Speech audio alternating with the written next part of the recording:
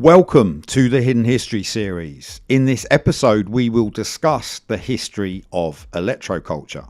Electroculture is a method of applying atmospheric electricity to increase plant growth. It will increase yields from harvestable fruits and vegetables using the telluric energy from the atmosphere of planet Earth to increase the size and vitality of organic foods. By using basic materials like copper wire, magnets to vitalize the soil and increase yields by 100% to 300%. It also eliminates the need for fertilizer and pesticides. It is not electricity as we know it, but a breath of energy which stimulates and increases the vitality of the soil. The British government spent 20 years between the First and Second World Wars investigating the possibilities of electrifying plants, with very few people knowing about it. The earliest record of electroculture and where its understanding began was in 1532 by the Swiss physician, alchemist, theologian and philosopher called Philippus Aurelius Theophrastus Bombastus von Hohenheim, who many knew as Paracelsus. He was part of the German Renaissance in Northern Europe and initiated a basic understanding of electroculture because of his studies from 1526 to 1532. Paracelsus considered how substances which are poisonous in larger doses might be curative in smaller doses. He showed how this was possible with examples of magnetism and static electricity on flowering and non-flowering plants. Paracelsus realized magnetism is an impulse which is generated in substances by the motion of electrons with its atoms. He became a pioneer of the medical revolution during the German Renaissance, as he emphasized the value of observation in combination with a received accumulation of statistical information. Electroculture is a very well-known tool for increasing plant yields, but the policy makers have suppressed this science with societies because it avoided pesticides and chemicals to treat crops.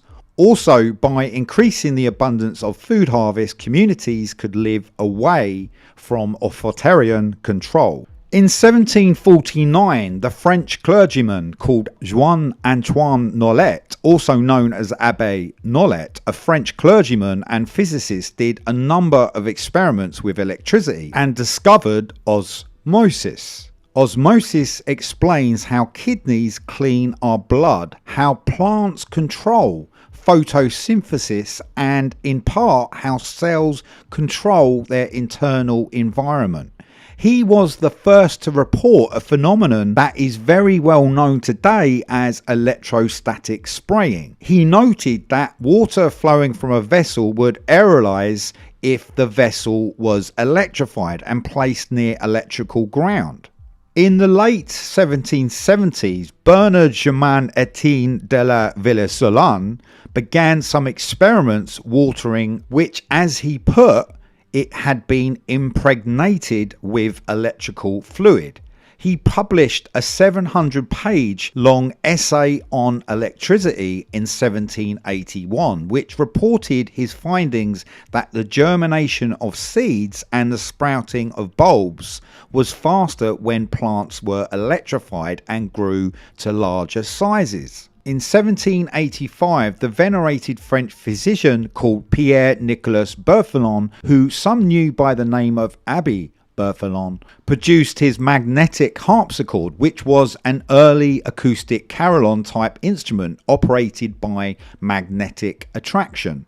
He replicated Benjamin Franklin's flying a kite experiment to attract lightning to investigate the benefits of electricity and health. He also tried watering plants with electrified water delivered from an insulated barrel on a trolley that could be trundled along by the gardener between the rows. In 1783, he published Electricity from Plants, which included a description of the first electroculture tool, the electrovegetamometer.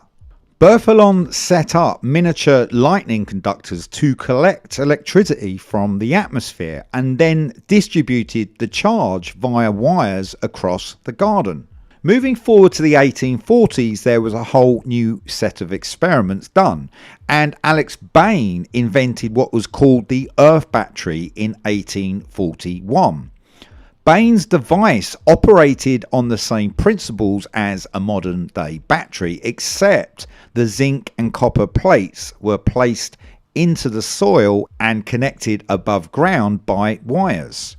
Plants grown in the area between the two plates grew faster, yielding more plants and vegetables.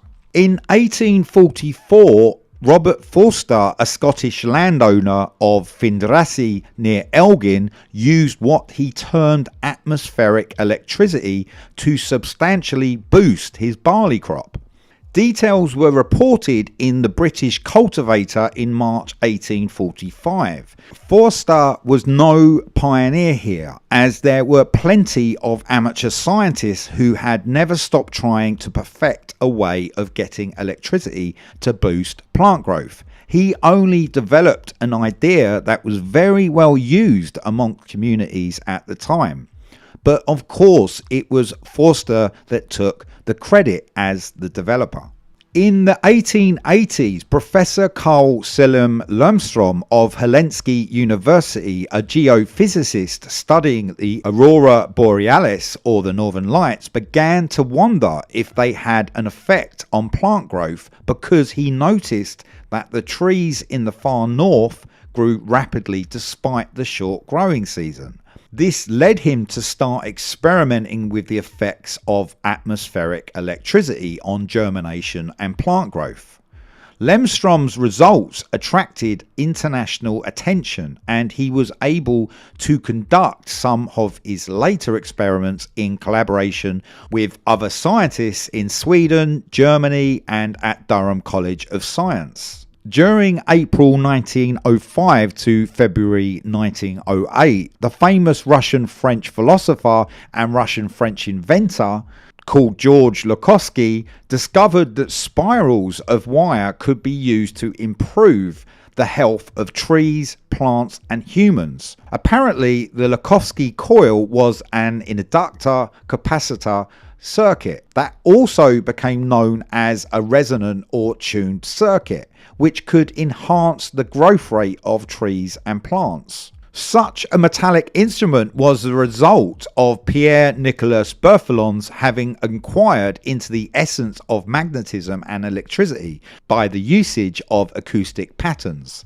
From 1922 to 1927 by the French polymath called Justin Christofle, who was a senior member of the Society of Scientists and Inventors of France.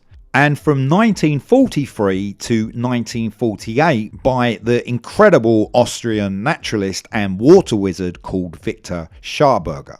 Even though so much research was made between World War I and II investigating the use of electroculture to help with the food shortages and rations during the wars, it was still not developed. After the 1950s, this knowledge was again suppressed as it didn't fit the technological coming age the policy makers wanted to create, as it would increase the growth of vegetables, plants, naturally helping and improving the well-being of human beings, not involving pesticides and chemicals, also not profiting the corporations. This would have given humans an abundance of natural foods to improve people's health and well-being. In recent years, there has been an increased interest in electroculture, but still it is not taken seriously within the mainstream. In 2019 in Beijing, China, a commercial greenhouse was built as part of a government-backed project to boost the yield of crops by bathing them in the invisible electric fields that radiate from power cables. But also in Europe, research has shown encouraging results and electroculture advocates. And some scientists are at last saying that harnessing electricity this way could revolutionize food production. It is hard to completely verify, but still very well documented. Nikola Tesla converted the engine of a Pierce Arrow car with his nephew in 1931 in Buffalo, New York in the United States. They apparently removed the gasoline engine and replaced it with a brushless AC electric motor. The motor was powered by a cosmic energy power receiver, harnessing the energy from the atmosphere and creating an atmospheric-based car running on free energy. Although this is not electroculture, it would certainly prove that it's possible to harness this atmospheric energy in many ways. There is no doubt electroculture works. Atmospheric energy exists all around us. You only have to put an antennae or some sort of conductor into the ground next to the plants or vegetables, and planet Earth will do the rest.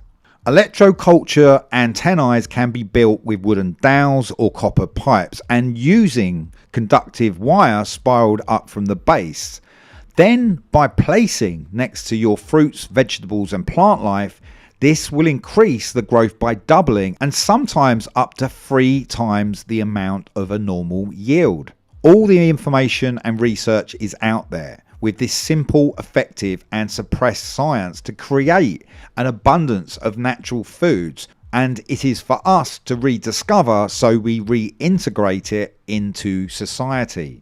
Thank you for watching this episode of Hidden History series. Please subscribe for more or consider becoming a member to the channel. Thank you, and I will see you soon.